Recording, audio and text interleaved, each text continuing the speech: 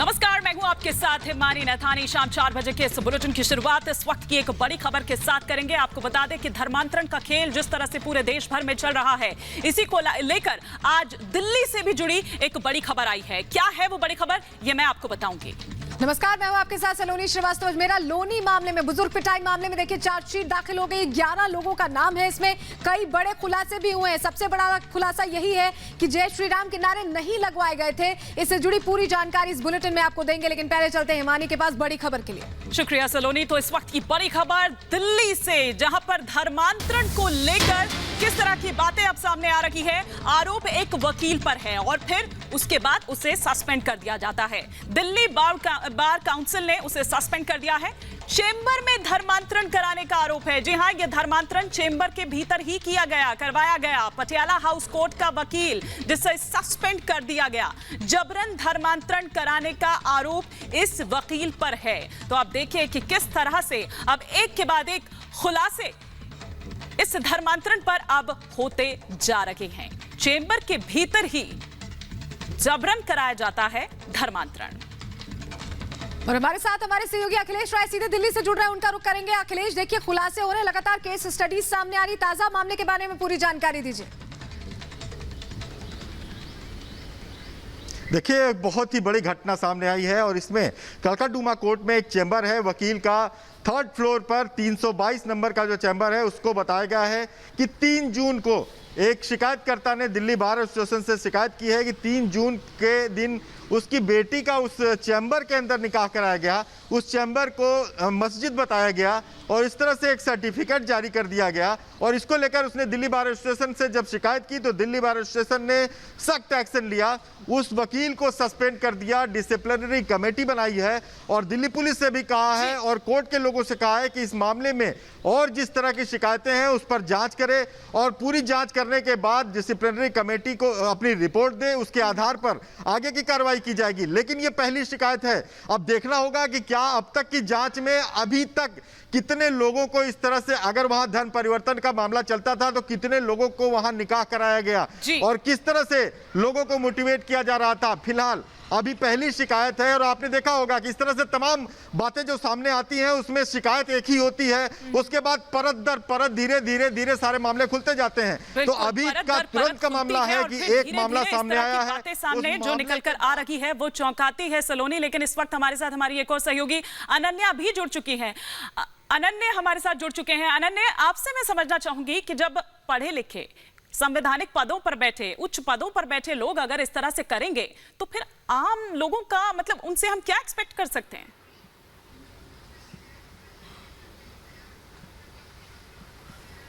जी हाँ, सही बात आपकी तरफ से कही गई है। बिल्कुल ऐसा एक्सपेक्ट करना बड़ा ही दुर्भाग्यपूर्ण रहता है जब ऐसी सिचुएशन में लोग होते हैं। इनफैक्ट मैं आपको बताऊं, मेरे साथ मौजूद है फिलहाल honorary secretary bar council of Delhi, जिनकी तरफ से हमको ये बताया गया कि किस तरीके का जो ये एक्शन है वो लिया गया इस एडवोकेट के अगेंस्ट। इनफैक्ट मैं उन तक भी जाना चाहूंगा। सर, आप हमारे दर्शकों को बताइए कि क्या ये पूरी घटना है और किस तरीके का action bar council of Delhi, क्योंकि हमने हमेशा देखा है कि ऐसे मामलों में बार काउंसिल ऑफ दिल्ली का रुख हमेशा कड़ा रहा है, कभी छोड़ती नहीं है बार काउंसिल ऑफ दिल्ली। कैसे आप लोगों की तरफ से एक्शन लिया गया? बेसिकली कंप्लेंट ये थी कि सोहन सिंह तोमर जी नाम के व्यक्ति ने बार काउंसिल ऑफ दिल्ली में कंप्लेंट करी कि मेरी बेटी आरती तोमर का धर्म परिवर्तन कराकर उसकी शादी फोर्सफुल कन्वर्जन कराकर उसकी शादी एक मुस्लिम मैन से कराई गई है। और उसमें इस पूरी कॉन्स्पिरेसी में कुछ एडवोकेट्स कलकत्ता कोर्ट के मेन कॉन्स्पिरेटर्स हैं और उन्होंने अपने चैम्बर में ये निकाह पढ़वाया। और जिन काजी ने ये निकाह पढ़ा उनकी जो स्टैंप लगी हुई है उस मैरिज सर्टिफिकेट निकाह नामा पर, वो भी अनफॉर्चुनेटली कलकत्ता कोर्ट की एक सीट की है, जो कि एक लॉयर सीट है। बड़ा दुर्भाग्यपूर्ण स्थिति थी हमारे सामने कि एक लॉयर्स चैम्बर के अंदर जो कि चैम्बर भी कोर्ट कंपाउंड के अंदर है, उसके अंदर इस तरह की एक्टिविटीज़ हो रही हैं, कन्वर्जन हो रहा है, निकाह पढ़ा जा रहा है। एक एडवोकेट की सीट को रेंट पे लेकर एक काजी साहब उस पर परमानेंट बैठ गए हैं और उस पर बैठकर इस तरीके के डेली खाली यही काम है, कन्वर्जन और निकाह। दैट टू एडवोकेट्स, उसमें कुछ हमारे वकील भाई भी इस तरह की एक्टिविटीज़ के अंदर इन्वॉल्व है।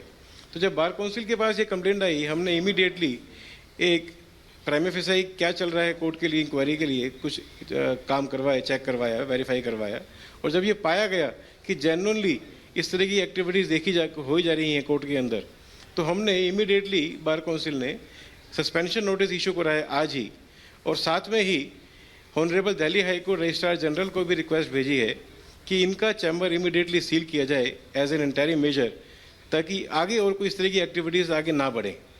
और साथ में ही बार काउंसिल ऑफ दिल्ली ने एक स्पेशल डिसिप्लिनरी कमेटी नियुक्त करी है, जिसके अंदर 3 ऑनरेबल मेंबर्स हमारे बार काउंसिल के इस कमेटी के मेंबर्स रहे, श्री केसी मित्तल जी, श्री हिमाल अख्तर जी एंड श्री अजेंद्र सांगवान जी। इन तीनों की कमेटी जो गठित हुई है। बिल्कुल अनन्य और अखिलेश, आप हमारे साथ जुड़े रहेगा, अगली खबर पर भी आपसे जानकारी लेंगे। फिलहाल धर्मांतरण के जो लगातार मामले हैं वो अब खुलकर सामने आने लगे। फिलहाल बड़ी कार्रवाई की गई है जहां चेंबर को सील कर दिया गया। अगली बड़ी खबर का रुख करेंगे जहां आपको बता दें कि चार्जशीट डाली गई है। पिटाई मामले में चार्जशीट दाखिल कर दी गई है। जय श्री राम के नारे नहीं लगवाए गए थे।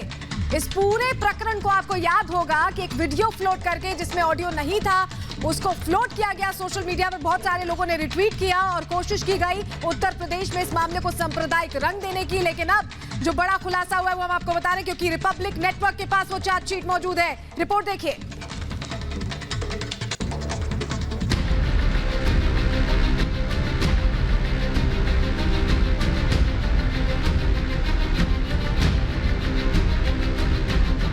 बुजुर्ग से मारपीट मामले में बड़ी कार्रवाई। 11 लोगों पर गाजियाबाद पुलिस की चार्जशीट।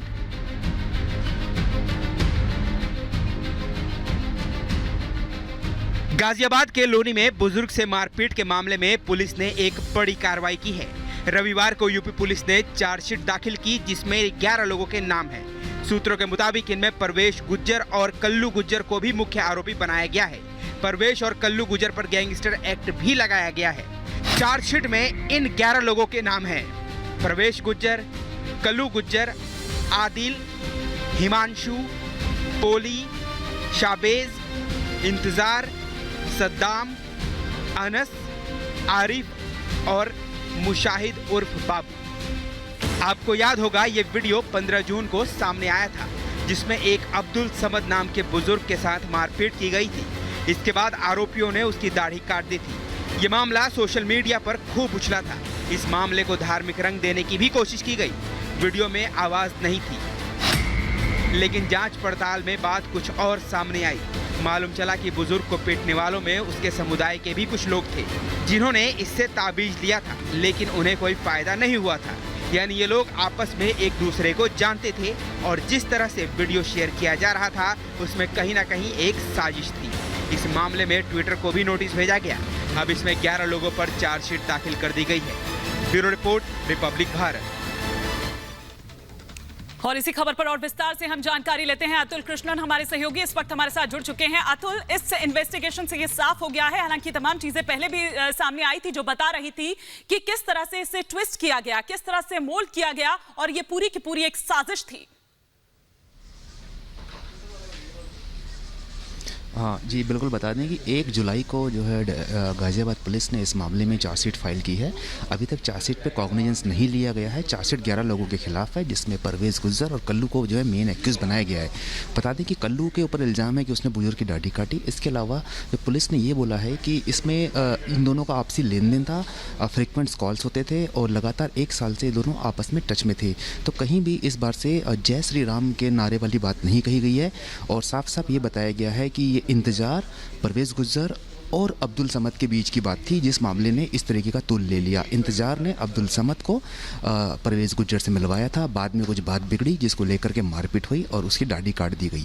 जो अनम्यूटेड वीडियो है वो भी शायद पुलिस को मिल जाएगा, और सप्लीमेंट्री चार्जशीट में ये बात भी सामने आ जाएगी, क्योंकि जो अनम्यूटेड वीडियो है वो परवेज गुज्जर से ही लगाया गया था। और जिस तरह से इस मामले पर कवरेज भी कर रहा था, हमने बार बार बताया था कि किस तरह से इसे एक सांप्रदायिक रंग देने की कोशिश की गई, उस पर भी मोहर लगती नजर आई। बहुत शुक्रिया अतुल जुड़ने के लिए और जानकारियां देने के लिए।